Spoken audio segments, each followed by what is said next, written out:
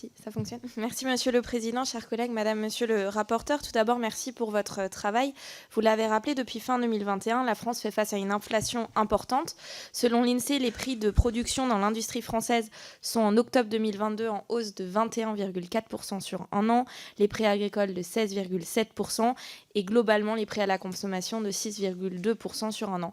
Plusieurs facteurs l'expliquent, il faut les rappeler, la loi de l'offre et la demande, puisque au sortir de la pandémie, nous avons observé un rebond de l'activité économique et les achats de certains produits ont dépassé les stocks disponibles. Ça a entraîné naturellement des situations de pénurie dans certains secteurs.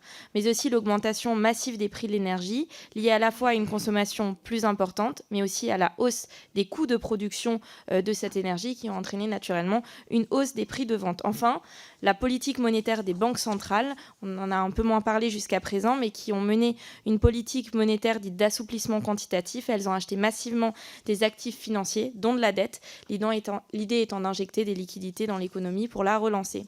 Mais une fois ces facteurs expliqués et explicités, il n'en demeure pas moins que l'inflation est un facteur de préoccupation majeure des ménages en 2022. Selon une enquête de la Banque de France, et malgré le fait que la France connaisse un des taux d'inflation les plus bas en Europe, 10,6% en moyenne sur un an, l'inflation fait partie des préoccupations majeures de nos concitoyens. Malgré les nombreux engagements qui ont été portés par le gouvernement, notamment le bouclier tarifaire pour limiter cette inflation, on ne peut ignorer qu'elle sévit plus fortement pour les ménages modestes, la part consacrée aux dépenses de transport, de logement et de chauffage y étant plus élevée que pour d'autres de nos concitoyens.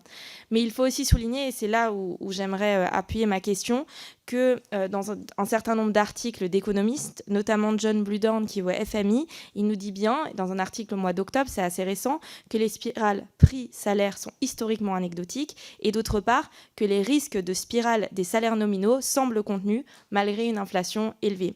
Donc ma question, Madame et Monsieur les rapporteurs, au regard de ces éléments, pensez-vous réellement, en dehors de l'aspect un peu dogmatique, qu'une hausse des salaires soit la bonne solution pour permettre aux ménages les plus modestes de traverser la crise? C'est une idée qui est régulièrement portée dans le débat public. La question étant davantage, et le groupe démocrate voudra appuyer là-dessus, de réfléchir au pouvoir d'achat réel des Français qu'à une hausse des salaires en valeur absolue. Aussi, quelles solutions concrètes et réelles préconisez-vous au regard de votre travail pour permettre aux ménages particulièrement modestes de traverser la crise? Je vous remercie. Bien. Alors, attendez, qui a répondu la dernière fois? J'avais un doute. Alors, c'est à Monsieur Albertini, allez-y. Merci à notre collègue Morel pour cette question qui, vous l'imaginez bien, ne répondra pas forcément dans une convergence de vues complète, mais ce qui fait la richesse du débat. Je ne préjuge rien, mais je pense, pour avoir beaucoup travaillé avec Mme Trouvé, qu'on ne soit pas tout à fait d'accord. Mais non, mais c'est pas une question de réassurance. Mais non, mais au contraire, non, je pense pas que vous soyez inquiet.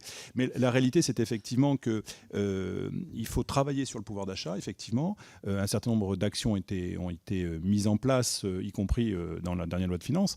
Il faut quand même pas oublier un élément essentiel, c'est que pour partie, lorsqu'il s'agit d'entreprises, évidemment, ce sont les entreprises qui, au travers du travail accompli par les salariés, fournissent effectivement la rémunération, et que ces entreprises ont des inquiétudes réelles, avec des charges qui augmentent, en particulier énergétiques, et qu'une augmentation structurelle de la rémunération peut obérer également la stabilité et l'avenir d'un certain nombre d'entreprises.